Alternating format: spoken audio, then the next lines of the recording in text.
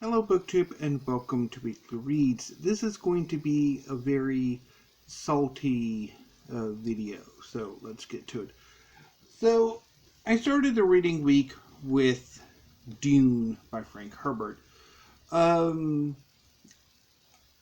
Dune was the last of the books I had for my Space Opera September TBR. Space Opera September is a BookTube reading event created by Thomas of SFF 180, in which participants read space opera in the month of September. There are a number of prompts and challenges and participatory events and stuff that if you want to participate in, you can. I decided to read 4 novels. Radiance by Catherine Valenti, A Memory Called Empire by Arkady Martine, A Desolation Called Peace, also by Arkady Martine, and finally Dune by Frank Herbert. Also in October, Steve Donohue's going to be hosting a read-along of Dune alongside Mayberry Book Club. Well, it's going to be for Mayberry Book Club, but I think Steve Donohue's taken over the book club aspect of Mayberry Book Club. So I was doubly excited because, I could read Dune and then discuss it. But the thing about me and Dune is that I don't really get on with Dune. I like the idea of Dune. I like the Dune and adaptation. Okay, I like the sci-fi miniseries. I'm not a huge fan of, I'm not a fan at all of the David Lynch version. And from what I've heard about the Villeneuve version, it pretty much is a rehash of the David Lynch version, particularly in its, and perhaps even worse, given that the Harkonnens are albinos, which is problematic, no matter what the planetary conditions is of Jade Prime, and apparently the Sardaukar are straight from Middle Earth or something. So, anyway. But getting back to the book. So, Dune is the story of Paul Atreides. He is the heir to the Duke Leto Atreides, the Governor Duke of Caladan, in this sort of universal human empire. Duke Leto is forced to give up his fief of Caladan for the fief of Arrakis. Displacing his longtime enemies, the Harkonnens,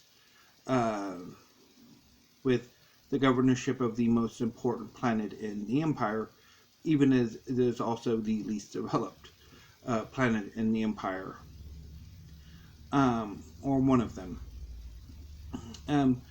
Duke Leto recognizes that this is a trap and tries to make the best of it. Unfortunately, there is a traitor amongst House Atreides, and the Harkonnens, led by Baron Vladimir Harkonnen, return to Arrakis to take it back, supplemented by the Emperor's elite military force, Sardaukar. The Atreides are defeated, Duke Leto is killed, and Paul and Jessica are forced to escape into the desert, hoping for seeking the aid of the Fremen to survive and eventually to take back Arrakis and the Empire, and to eventually usurp the Empire. I'm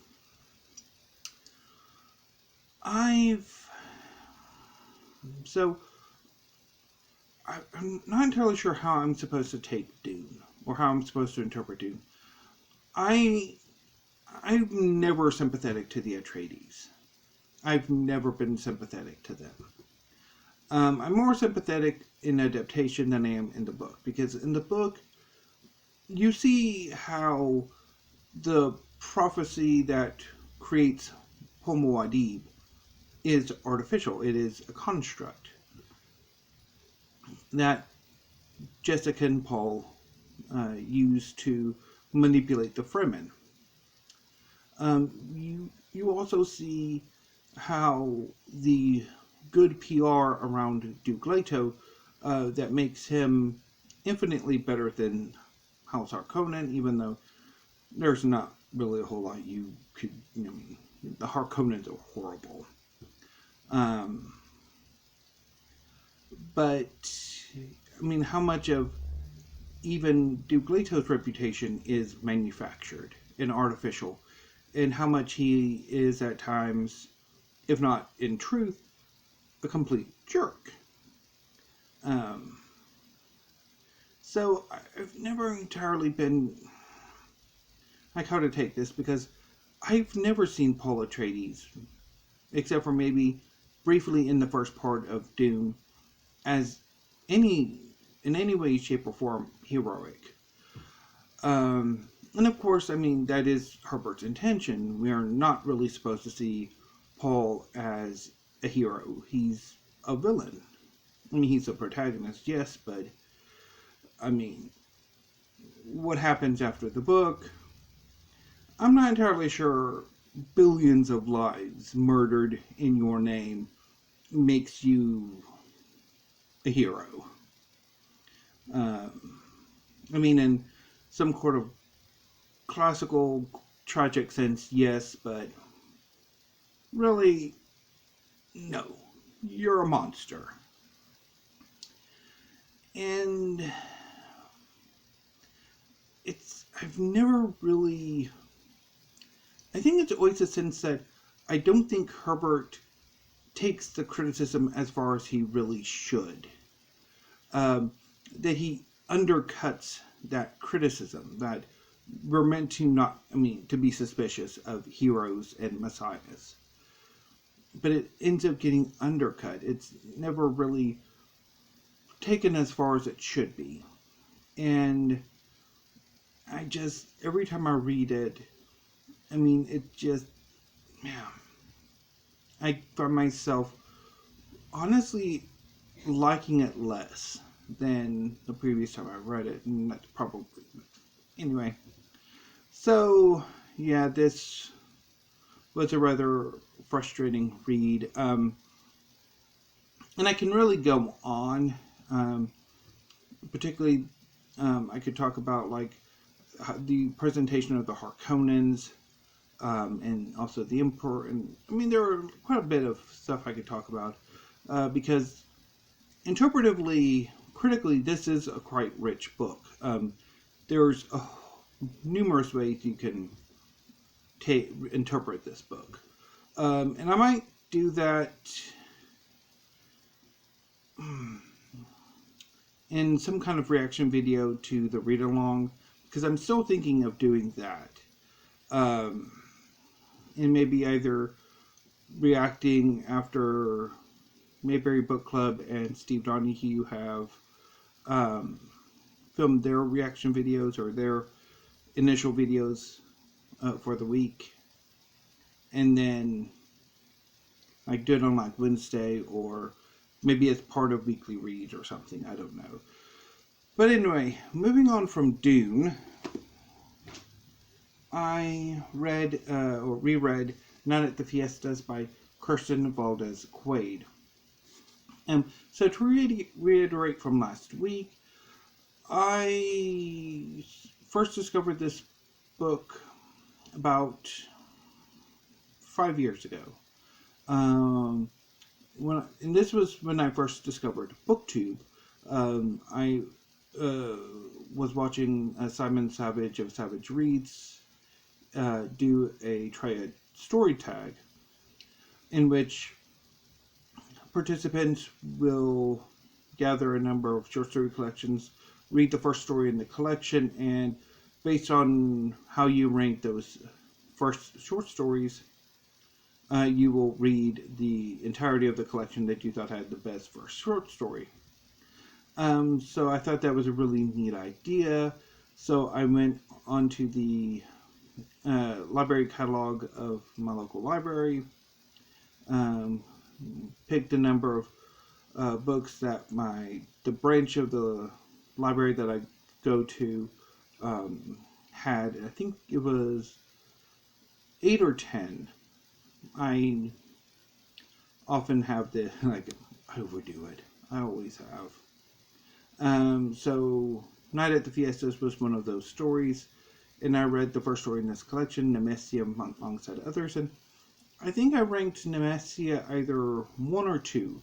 I mean, I do remember reading, I think, the entire collection either at that point and then again later, or reading that collection a few years later, but wanting it in my collection, and Pig finally adding it last year. So I finally got around to reading Night at the Fiestas, and the collection's rather mixed. I like several stories immensely. Mojave Rats, The Five Wounds, which is the basis or the kernel for Quade's first novel, The Five Wounds, obviously. The Guest House. So those I quite liked, but I think quite a few of Quade's characters are unpleasant, and reading about them or their unpleasant associates, relatives, friends can be a bit downer. But I think the one thing about Quade's short stories that really I'm not entirely sure what to make of is their endings or lack thereof. Much as with There by Tommy Orange from last week, the short stories don't necessarily end, they stop. And some of these stoppages I think are quite affecting and quite good. Mojave Rats, I think, had a really good ending. The Five Wounds, The Guest House. But then some of them just, in Nemesia, I think, also had a pretty good ending, but some of them were just, Night at the Fiestas, I thought its ending really peters out. The family reunion, which, I don't know, I didn't care for that story at all. Jubilee, so yeah. Anyway, so Night at the Fiestas was quite the mixed bag. I like the first stories more than I like the later stories. And then I read Stars in My Eyes by Edward Field. This is a collection of poetry by one of my favorite poets.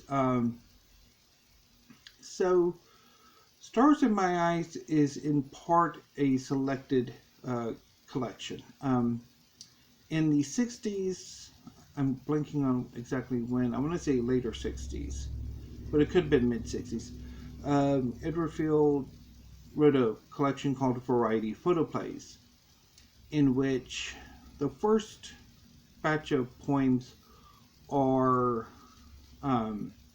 film related, and then the second part or the poems are more personal.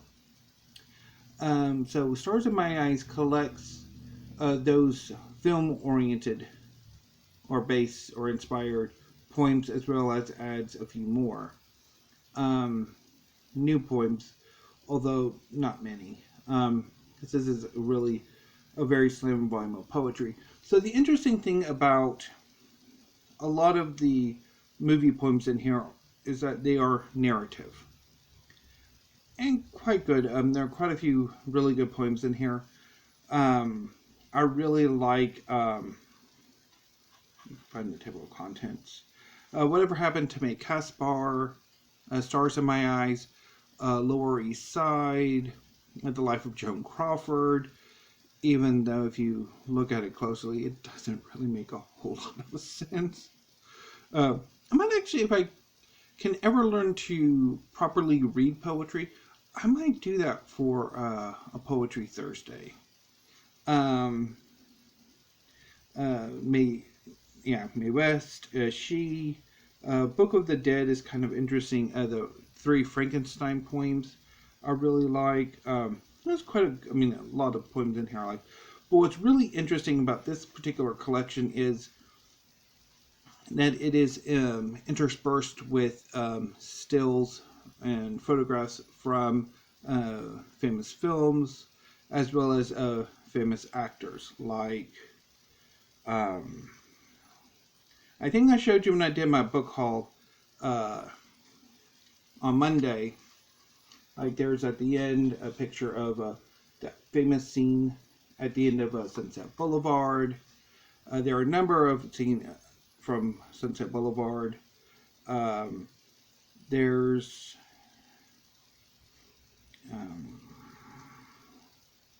a scene from the 1930s version of She, starring Helen Gahagan, I think is her name.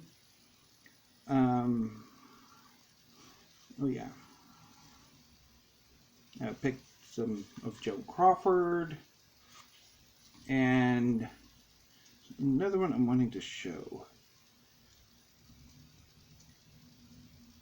But yeah, this is really a neat collection of poetry. And I will definitely eventually do some of these poems for Poetry Thursday when I actually get around to doing it. I actually intended to read a poem yesterday, but I wasn't feeling very well, so I decided to drop it, and I might try to do it on this coming Thursday. Anyway, and today, since today is October 1st and at the start of October, I decided to get a jump on The Way We Live Now by Anthony Trollope. Obviously, Steve Donahue is hosting another read-along this month of The Way We Live Now, which he did a few years ago, that I think I watched. And I thought this year, since I'd already picked this up, in part because of that read-along, not the one that's going to come up this month or year, but a few years ago, that I would pick up The Way We Live Now along with Along the Floss for October. So I read it, or I started it today, and I got about 3-4 chapters in, and I'm not impressed. I'm like, is this it? It's like the writing is overwrought. It's not particularly funny or humorous, and I honestly thought taking a nap. So I was going to, so initially I was going to let it rest for the night and decide whether or not I wanted to come back to The Way We Live Now tomorrow, because I was going to read it through the weekend. But I don't want to. I'm not enjoying it, and I mean, unless it really changes, and I'm not entirely sure. Yeah, so I'm going to go ahead and bail on this. So perhaps October will be about as successful as Space Opera September. It seems like the only reading events on BookTube that I successfully participate in are nonfiction. Anyway, so what will I be reading this coming work week and weekend? So I think I'm going to start the weekend with Gods of Jade and Shadow by Sylvia Moreno-Garcia. This came out a few years ago, and it's about a young woman in the 1920s, I think, whose family is somehow connected to the Mayan underworld and the Mayan gods of death. And I've been looking forward to reading it for a while and really need to get to it. And I think reading it in October makes a lot of sense. I'm also wanting to reread Gather the Fortunes by Bryan. This is a sequel to City of Lost Fortunes. In this novel, Renaissance Reigns, one of the supporting characters from City of Lost Fortunes, assumes the protagonist role and finds herself as a psychopomp. She is tasked with guiding the souls of the dead into the underworld. She is assigned to collect somebody, and that person does not die, does not even show up. So she goes on a search to figure out what happened, why did this person not die, and in looking into it, she discovers a new threat to New Orleans. I didn't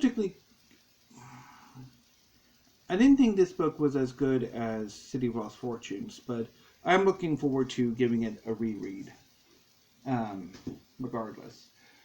And I'm also hoping either if I don't get to it this week, this coming weekend, or something soon, I am planning on reading Scorpion by Louise M. Pryke. This is one of the animal series from Reaction Books that I picked up last month, and I'm really looking forward to reading this.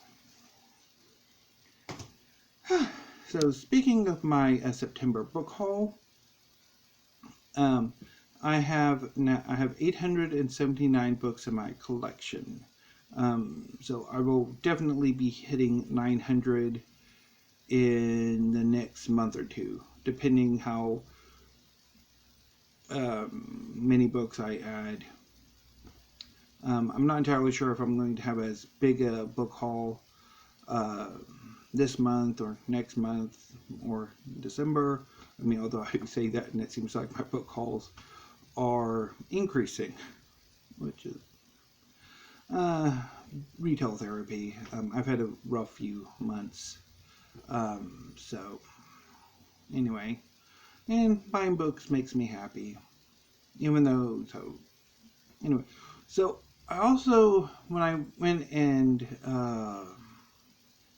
put the books on the shelves, I did move some of the science fiction books from the third shelves of the bookcase that my brother made down to the more complete shelves, which doesn't give me a whole lot of space for science fiction.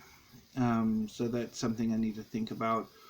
But the manga there, putting some manga on the third shelves, doesn't actually give me as much space as I thought.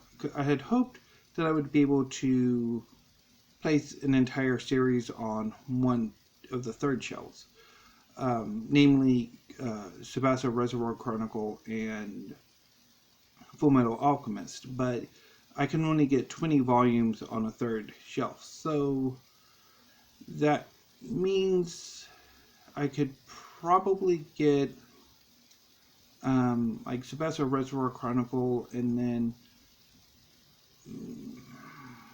maybe like a 12-volume series, although I can't think of one that I know off the top of my head. I think maybe Pluto, because I was thinking of Cardcaptor Sakura, because I do want to pick that series up too, but I think that has 16 volumes. So I don't know. I might just go ahead and move them back to the wall shelf alongside the others, or I might do something else. I don't know. I'll report back when I do. So anyway, BookTube, what will I be doing next week? I don't know what I'm going to be doing on Monday. Tuesday's going to be a bit iffy because I do have an errand to run. So I don't know if I'll be back in time to do Tag Tuesday. So I might like film it early and then do a sort of a premiere or something, or film it before I start my day. We'll see. And then I'll try to do Poetry Thursday next week, and also some reaction video at least to Dune. Since I've bailed on The Way We Live Now, I'll not even touch the read along of that. And then of course on Friday will be Friday Reads. So anyway, BookTube, I've netted on for long enough. Thank you. Have a great rest of your evening and weekend, and I will see you next week. And until then, thank you and stay safe.